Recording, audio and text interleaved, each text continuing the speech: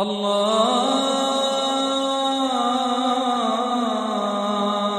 اکبر۔ اعوذ باللہ من الشیطان الرجیم، بسم اللہ الرحمن الرحیم۔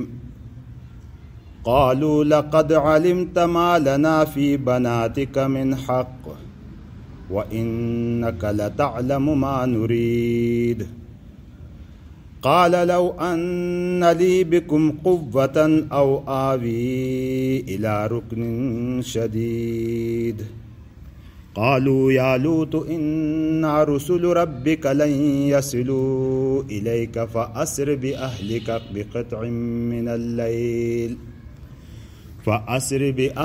بقطع من الليل ولا يلتفت منكم أحد إلا امرأتك إنه مصيبها ما أصابهم إن موعدهم الصبح أليس الصبح بقريب فلما جاء أمرنا جعلنا عاليها سافلها وأمطرنا عليها حجارة من سجيل منضود مصومة عند ربك وما هي من الظالمين ببعيد صدق اللہ العظیم۔ قالوا لقد علمت، وہ کہنے لگے، کون؟ قوم لوط۔ جب یہ آئے حملہ آور ہو کے، اور ان کی نیت بہت گندی تھی اور بڑے ہی غیر فطری کام میں مصروف تھے یہ لوگ، ان کو اپنا کام بنایا تھا، غیر فطری عمل تھا۔ تو جب فرشتے نوجوان بچوں کے شکل میں، خوبصورت شکل میں آئے، جب ان کو اطلاع ملی تو دوڑتے ہوئے جب آئے ان کے اوپر، تو اس میں بعض روایات میں آتا ہے کہ دروازہ بند تھا، حضرت لوط علیہ السلام اندر بیٹھے ہوئے ان فرشتوں کے ساتھ تھا، ان کو انسان سمجھ رہا تھا وہ تو انہوں نے دروازہ دیکھا بند ہے تو دیواریں پھلانگ کے اندر حملہ کرنے لگے۔ تو ایسی صورت میں اس وقت پیشکش کی لوط علیہ السلام نے کہ یہ جو میری بیٹیاں ہیں یہ زیادہ پاکیزہ ہیں تمہارے لیے۔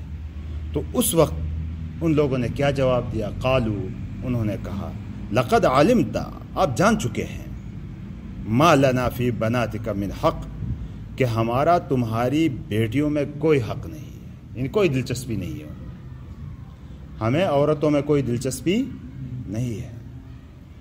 وَإِنَّكَ لَتَعْلَمُ، اور یقیناً آپ ضرور جانتے ہیں، ما نرید، جو ہم چاہتے ہیں، ہم کیا چاہتے ہیں وہ بھی آپ جانتے ہیں، یعنی ہماری عادتیں کس قسم کی ہیں وہ آپ کو معلوم ہے۔ ہمیں لڑکیوں سے کوئی لینا دینا نہیں، ہمیں لڑکیوں کی کوئی حاجت نہیں، جو ہم چاہتے ہیں وہ تم خوب جانتے ہو۔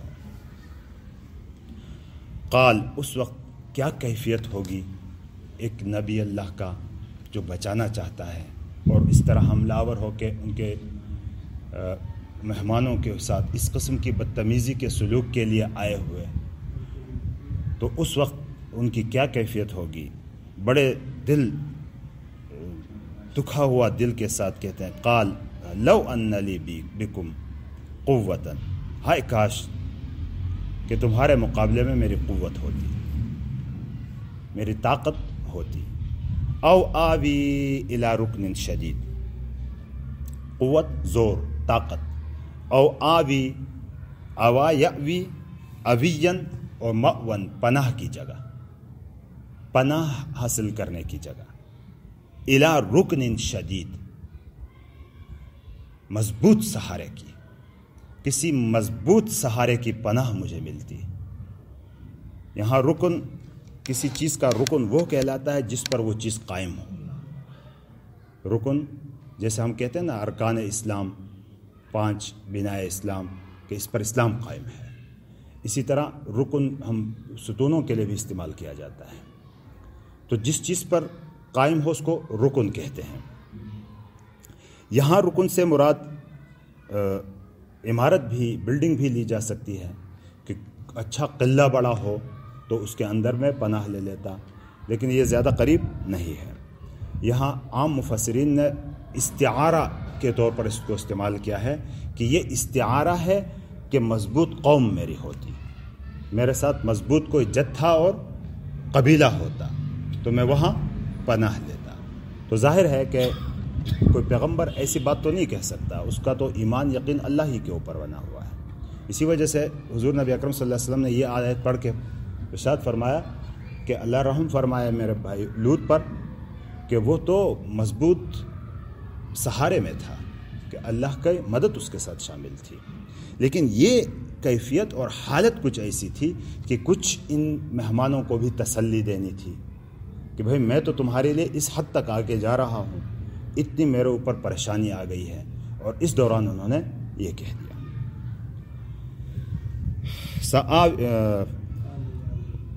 آوی الی رکن شدید، کہ میں پناہ لوں مضبوط سہارے کا۔ تو اس وقت لوط علیہ السلام کے اس غم کو دیکھ کر فرشتوں نے اپنے آپ کو ظاہر کیا۔ قالوا یا لوط، انہوں نے کہا کہ اے لوط، انا رسول ربک، ہم تو تیرے رب کے بھیجے ہوئے ہیں۔ لن یصلوا الیک، وصل یصل پہنچنا، لن یصلوا الیک، یہ نہیں پہنچ سکتے تجھ تک رسائی حاصل نہیں کر سکتے۔ اب آگے کیا آرڈر ہے، کیا حکم ہے آپ کی طرف اللہ کا؟ فَأَسْرِ بِأَهْلِكَ، سرا یسری، اسرا یسری، دونوں سرا یسری کے رات کو چلنے کے، رات کے چلنے کے، اسرا یسری کے معنی ہوتے ہیں کہ رات کو لے جانا۔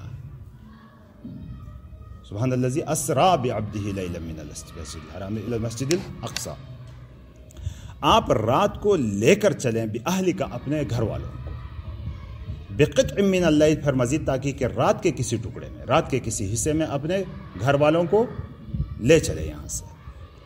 ولا یلتفت، اور منکم، تم میں سے کوئی پیچھے نہ مڑے۔ التفات کے معنی پہلے بھی گزر چکا۔ اجئتنا لتلفتنا، لطف کے معنی ہوتے ہیں مڑنا پھر جانا۔ کیا آپ آئے ہیں اس وجہ سے کہ ہمیں اپنے ان معبودوں سے پھیر دیں؟ تو یہاں کیا کہ پیچھے کوئی مڑ کے نہ دیکھے۔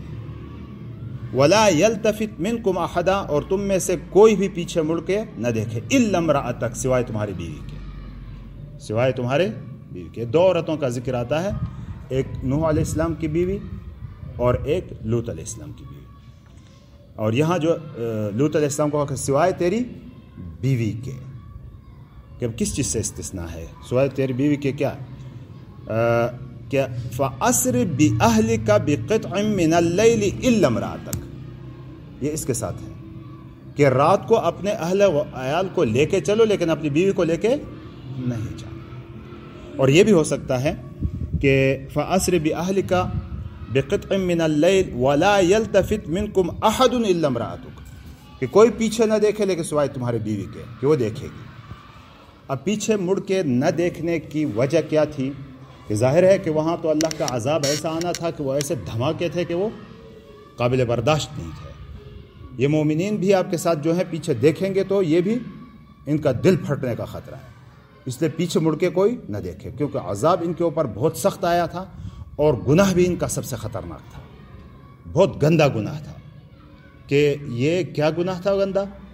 کہ جو فطری طریقہ ہے کہ اولاد کو بڑھانے اور اپنی جنسی خواہشات کے جائز طریقے ہیں، وہ عورت کے ساتھ ہوتا ہے، کسی مرد کا مرد کے ساتھ نہیں ہو سکتا۔ یہ تو جانور بھی نہیں کرتے۔ جانوروں کے بارے میں کسی نے سنا ہے کہ اس طرح کا کوئی غیر فطری عمل کرے؟ تو یہ جانور بھی نہیں کرتے۔ تو یہ ایسا عمل ہے کہ جانوروں سے بھی گئی گزری حالت آ گئی تھی ان کے اوپر، تو عذاب بھی اسی لیے اللہ نے اسی قسم کا ان کو دے دیا۔ فطرت کے خلاف الٹا کام، تو ان کو بھی الٹا دیا تھا اللہ نے۔ اور لوط علیہ السلام کی بیوی کے بارے میں یہ بھی آتا ہے کہ وہ ان کے ساتھ نکلی، اور جب ادھر سے آوازیں آنے لگی، چیخیں آنے لگی، تو انہوں نے پیچھے مڑ کے دیکھا تو وہ پتھر جو برس رہے تھے، ایک پتھر آ کے اس کو بھی لگا، تو وہیں وہ ختم ہو گئی۔ انہو مصیبہا، یقیناً، یہ ہو ضمیر شان کی ہے، یقیناً مصیبہا، اصاب یصیب کا اس میں فاعل ہے، کہ پہنچنے والا ہے اس کو، ہاں ضمیر راجع کس کی طرف؟ عورت کی طرف. اس عورت کو پہنچنے والا ہے ما اصابہم، وہ چیز جو ان کو پہنچ رہی ہے. یعنی جس مصیبت میں یہ قوم مبتلا ہوگی اسی مصیبت میں یہ بھی مبتلا ہوگی. جس عذاب میں قوم کو مبتلا کیا جا رہا ہے اسی میں یہ عورت بھی مبتلا ہوگی. ان موعدہم الصبح، ممکن ہے کہ لوط علیہ السلام نے پوچھا ہوگا کہ یہ عذاب کس وقت آئے گا، وہ بھی تنگ آ چکے تھے، تو جواب دیا کہ ان موعدہم الصبح. ان کا موعد وعدہ یعد سے موعد وعدہ کا وقت، یعنی اس عذاب کا وقت، یہ ظرف ہے. اس کے عذاب کا جو وقت ہے وہ صبح ہے، صبح کے وقت آئے گا. یہ کہتے ہیں کہ تقریباً اشراق گزرنے تک یہ معاملہ ان کے ساتھ ہوتا رہا، یہ عذاب کا. اور الیس الصبح بقریب، کیا صبح زیادہ قریب نہیں ہے؟ کیا صبح تو ابھی ہونے والی ہے، کیا قریب نہیں ہے؟ ممکن ہے پوچھا ہو لوط علیہ السلام نے کہ ابھی ابھی نازل ہو عذاب تاکہ ان سے جان چھوٹے. میں کہا صبح تو ہونے ہی والی ہے. جیسے شیر حبیب بابو صاحب کہہ رہے ہیں نا کہ تنخواہ پر کوئی کہے کہ وہ بہت دور ہے، ہم کہتے تنخواہ بھی تو آنے والی ہے، آج 29 تاریخ ہے. لیس الصبح بقریب.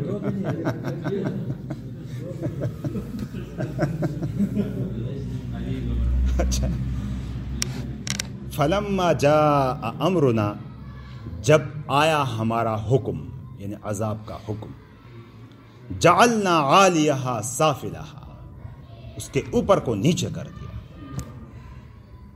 یعنی عالیہ تھا کسی چیز کے اوپر ہی حصہ، سافل کسی جگہ کی نچلی سطح، یعنی الٹ کو الٹ دیا. یوں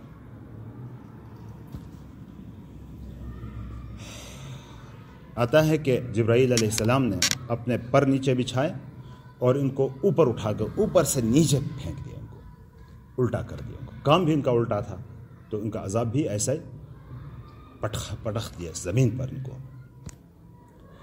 اور یہ علاقہ ہے سڈوم کی طرف ان کو بھیجا گیا تھا لوط علیہ السلام کو، فلسطین کے قریب، شام کے راستے میں یہ آتا ہے. تو یہ کہتے ہیں کہ کوئی 4 بستیاں تھیں، وہ ساری بستیاں ایسی ہو گئی. اور آج کل ان کے بارے میں یہ مشہور ہے کہ وہاں ایک سمندر قسم کی چیز ہے، ڈیڈ سی جس کو کہا جاتا ہے، بحر مردار ڈیڈ سی. تو بحر مردار یہ وہی جگہ ہے کہتے ہیں، اور اس کے بارے میں کہا جاتا ہے کہ یہاں زندگی ممکن نہیں ہے، کوئی چیز اندر زندہ نہیں رہ سکتی. اتنا کھاری پانی ہے کہ کوئی چیز ڈوبتی بھی نہیں ہے وہاں، یعنی لوگ بھی آ کے جا کے اوپر لیٹ جاتے ہیں، پانی نیچے نہیں جاتے. تو وہاں زندگی بھی اور یہ زمین، اس کے بارے میں شیخ تقی صاحب لکھتے ہیں کہ شاید کہتا ہے جغرافیائی صورتحال کی طرف یہاں اشارہ ہو کہ اوپر کو نیچے کر دیا. سطح زمین میں سے، سطح سمندر سے سب سے نیچی جگہ یہی ہے، اس سے نیچے اور کوئی جگہ سطح سمندر سے اتنی نیچے چلی گئی ہے. وہ امت آگے دیکھو، ایک عذاب تو یہ ہے ہوا کہ ان کو اوپر اٹھا کے پلٹ دیا اور پٹخ دیا زمین پر. ایک تو یہ ہوا، وہ امطرنا، اور ہم نے ان کے اوپر برسایا. اب کیا پانی نہیں، بارش نہیں برسائی، حجارتن، پتھر، من سجیل، سنگریزوں کے. سجل سنگ گل کا ترجمہ اس کا کیا گیا ہے کہ یہ سنگ گل ہی سے معرب ہے، کہ یہ عجمی لفظ ہے، عربی لفظ نہیں ہے. بہت سارے الفاظ ایسے بھی ہیں کہ جو عجم کے عرب میں استعمال ہوتے ہیں، پھر وہ عربی بن جاتے ہیں، پڑھیں گے آپ اس میں نحو میں. تو یہ بھی سنگ گل سے سجیل بن گیا ہے. گل کیچڑ اور مٹی کو کہا جاتا ہے. اور عموماً آج کل تو ہمارے سامنے مثال اس کی یہی ہے کہ یہ خشت پختہ نہیں کہتے ہم، کہ ان کو مٹی ہی سے بنایا ہوتا ہے، لیکن چکنی مٹی سے، اور پھر اس کو پکایا جاتا ہے، پتھر کی طرح بن جاتے ہیں وہ. اور جنگلوں میں بھی یہ ملتے ہیں کہ جنگلوں میں کوئی مٹی آ کے کہیں رک جاتی ہے اور بارش برستی رہتی ہے اور دھوپ پڑتی رہتی ہے، تو اس سے وہ پکی ہوئی ہوتی ہے. تو اس کو سنگریزہ کہتے ہیں، سنگ گل کہتے ہیں اس کو، اور اس کو سجیل کہتے ہیں. ان پتھروں سے ان کو، وہ پتھر ان کے اوپر برسائے. وہ منزود، اگلی وہ کیا ہے کہ منزود بھی تھی، نزدہ ینزو نزد کہتے ہیں تہ بتہ چھوڑنا، منزود رکھنا. کوئی چیز اگر سلیقے سے اوپر نیچے رکھی ہوئی ہے تو اس کو نزید بھی کہتے ہیں، منزود بھی کہتے ہیں. تو یہ پتھر منزود تھے، تہ بتہ تھے. اب تہ بتہ یا تو یہ پتھر ہی کچھ اس قسم کے تھے کہ تہ بتہ نظر آ رہے تھے، یا ایسا تھا کہ ایک کے پیچھے دوسرا آ رہا تھا، ایک کے پے در پے کے معنی میں، کہ یہ پتھر ایک کے اوپر دوسرا آ کے گر رہا تھا، ایک کے اوپر دوسرا. اللہ کا قہر ایسا ہی ہوتا ہے. مسومتن سیما ہم فی وجوہہم من اثر، سیما کے معنی نشان کے، مسومہ اسی سے ہے کہ نشان زدہ ہے، یہ گائیڈڈ تھے. جیسے آج کل گائیڈڈ میزائل ہوتے ہیں نا، ان کو فٹ کیا جاتا ہے پیچھے سے، یہ فلاں ٹارگٹ پہ اس کو ہٹ کرنا ہے، تو وہ وہاں فٹ اس پہ کیا جاتا ہے کمپیوٹر میں، تو پھر وہ جا کے وہیں اس ٹارگٹ پہ لگتا ہے. تو یہ مسومتن کہ گویا کہ یہ سجل کا ترجمہ بھی اسی طرح، سجل تسجیل کے معنی رجسٹریشن کے بھی آتے ہیں، کہ ہر بندے کے لیے یہ رجسٹرڈ ہوا تھا پتھر. مسومہ یعنی نشان زدہ ہے کہ یہ پتھر فلاں کو لگنا ہے، اس جگہ پہ لگنا ہے، فلاں جگہ پہ لگنا ہے، یہ نشان زدہ بھی تھے پتھر. تو یہ عذاب اللہ کا اس قسم کا ان لوگوں کے اوپر آ گیا. مسومۃ عند ربک، تمہارے رب کے ہاں یہ نشان زدہ ہے. وما ہی من الظالمین ببعید، اور یہ ظالموں سے کوئی دور نہیں ہے، یہ ظالموں سے کوئی دور نہیں ہے. دونوں قرآن اور حدیث کے الفاظ ایسے ہیں نا کہ سمندر ہے، سارے مطالب اس سے نکل آتے ہیں کہ ظالموں سے کوئی دور نہیں ہے. یہ حضور صلی اللہ علیہ وسلم سے کہا جا رہا ہے کہ تمہارے ساتھ جو قریش ظلم کر رہے ہیں نا، یہ راستہ قریب ہی پڑتا ہے، جا کے دیکھے کیا عذاب ان کے اوپر آیا تھا. شام کی طرف سفر کرتے رہتے تھے، تو راستے میں آتا ہے، یہ تو فلسطین کی طرف جاتے ہوئے راستے میں آتا ہے. تو یہ کوئی دور نہیں ہے، اب بھی جا کے وہاں یہ سارا کچھ دیکھ سکتے ہیں. صرف یہی نہیں بلکہ پچھلی قوموں پر جو عذاب آئے ہیں، ہود علیہ السلام کے قوم پر، صالح علیہ السلام کے قوم پر، شعیب علیہ السلام کے قوم پر، تو وہ سارے اس کے راستے میں پڑتے تھے. وما ہی من الظالمین ببعید، یہ ان ظالموں سے کوئی دور بھی نہیں ہے. اور دوسرا مطلب اس کا اور بھی ہے، اور میرے دل کو وہ زیادہ لگتا ہے کہ یہ ظالموں سے اس قسم کا عذاب دور نہیں ہے. یعنی محمد تیرے، جیسا کہ حدیث میں بھی آتا ہے کہ میری امت میں بھی کچھ ایسے لوگ پیدا ہوں گے لوٹیوں کا کام کرنے والے، تو پھر ان پر بھی یہ دور نہیں ہے، یہ عذاب ان پر بھی پڑے گا، یہ عذاب ان کے اوپر بھی پڑے گا. مثالیں تو نہیں دیں گے، لیکن ہم میں کچھ اندازہ ہے کہ کچھ علاقوں میں اس قسم کے آ گئے ہیں عذاب، جہاں اس قسم کی حرکتیں ہوا کرتی تھیں. باقاعدہ مرد کے ساتھ شادیوں کی باتیں وہاں چل رہی تھی، تو ان کے اوپر اس قسم طرح کے عذاب اللہ کی طرف سے.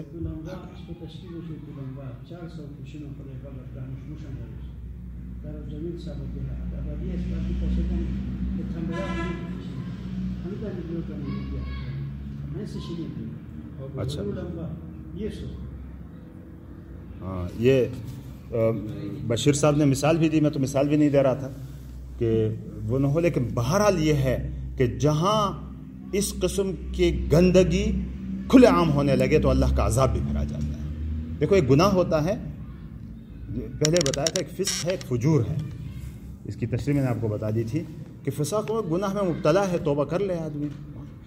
فجور یہ ہے کہ اس گناہ پر گھمنڈ بھی کرے کہ میں ایسا آدمی ہوں، میں ایسا کرتا ہوں، اپنی بہادری بھی دکھائے، جری ہو، جرأت دکھائے اپنے کہ میں ایسا آدمی ہوں کہ میں یہ کام کرتا ہوں. تو جب اس قسم کے کھلم کھلا اللہ کی نافرمانی ہونے لگی تو پھر کسی نہ کسی صورت میں عذاب آ ہی جاتا ہے. تو اگر لوٹی قسم کے معاملات اس طرح کھلے عام ہونے لگے تو پھر اللہ کا عذاب بھی اس آیت کا مصداق ہو سکتا ہے. ٹھیک،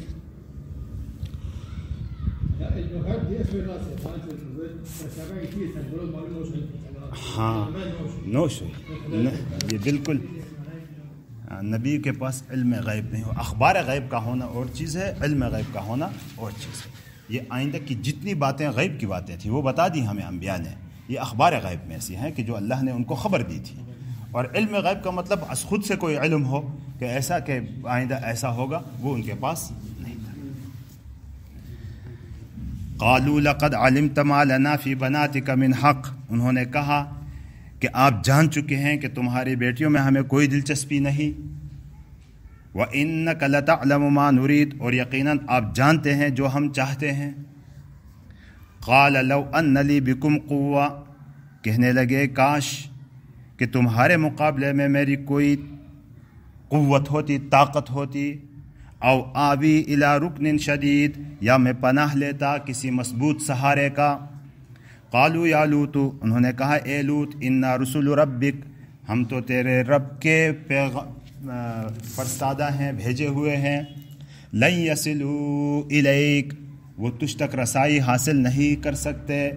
فاسر باہلک بقطع من اللیل، رات کے ایک حصے میں اپنے گھر والوں کو لے کر نکل جاؤ۔ ولا یلتفت منکم احد، اور کوئی بھی تم میں سے پیچھے مڑ کر نہ دیکھے۔ الا امرأتک، سوائے تیری بیوی کے۔ انہ مصیبها ما اصابہم، ان تک پہنچنے والا ہے جو ان پر پہنچے گا، اس کو بھی وہ مصیبت پہنچنے والی ہے جو ان تک پہنچے گی، ان پر بھی وہ عذاب آئے گا جو ان پر آ رہا ہے۔ ان موعدہم الصبح، اس وعدے کا وقت صبح کا ہے۔ الیس الصبح بقریب، کیا صبح قریب نہیں ہے؟ فلما جاء امرنا، جب آیا ہمارا حکم، جعلنا عالیہا سافلہا، اس کے نیچے کو اوپر کر دیا، اس کے اوپر کو نیچے کر دیا۔ وَأَمْطَرْنَا عَلَيْهَا حِجَارَةً مِّن سِجِّيلٍ مَّنضُودٍ مُّصَوَّمَةٍ عِندَ رَبِّكَ، اور برسا دیا ان کے اوپر سنگریزوں کے پتھر جو کہ تہ بتہ تھے، اور تیرے رب کے ہاں وہ نشان زدہ تھے۔ وَمَا هِيَ مِنَ الظَّالِمِينَ بِبَعِيدٍ، اور یہ ظالموں سے کوئی دور نہیں ہے۔